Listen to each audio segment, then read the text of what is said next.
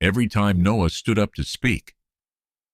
The classroom became silent, not because people wanted to hear him, because they knew what was coming: the stutter, the pauses, the laughter.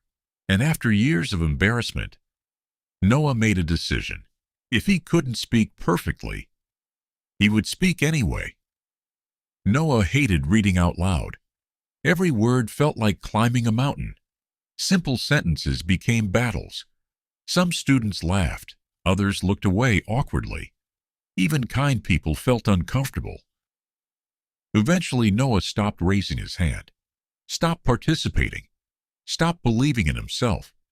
He convinced himself, maybe my voice doesn't matter.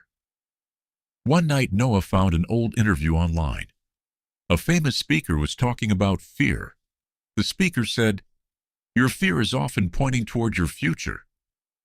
Noah replayed that sentence again and again and again, because it made no sense. Why would the thing he feared most become the thing he should pursue? The next day, Noah created a challenge. Every day, he would record himself speaking for 1 minute.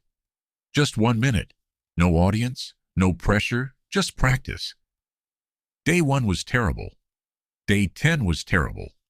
Day 50 was still terrible. But something interesting happened. He stopped fearing his own voice, while others spent hours scrolling. Noah practiced every day. Speaking, reading, storytelling, communication.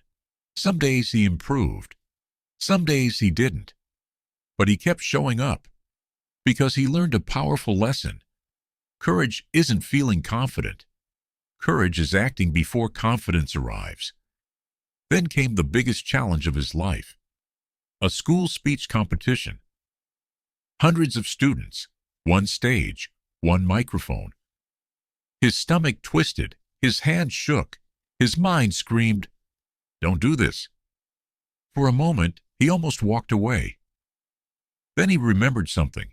If he ran away today, he would run away forever. So he walked onto the stage. The first sentence stuttered. The second sentence stuttered. The third sentence stuttered. Then something unexpected happened. Nobody laughed. Nobody mocked him. Because people weren't listening to perfection. They were listening to courage. And by the end, the audience stood and applauded. Years passed. Noah continued speaking, continued improving, continued sharing stories. One video went viral, then another, then another. Soon millions of people followed him online, not because he was perfect, because he was real. And one day, the same voice he once hated changed lives around the world. During an interview, Noah was asked, "How did you overcome your stutter?" He smiled and replied, "I didn't wait until I stopped being afraid. I started before I was ready."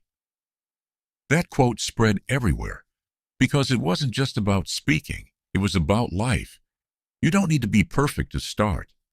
You don't need confidence to begin. You don't need approval to move forward. Sometimes the thing you're most insecure about becomes your greatest strength.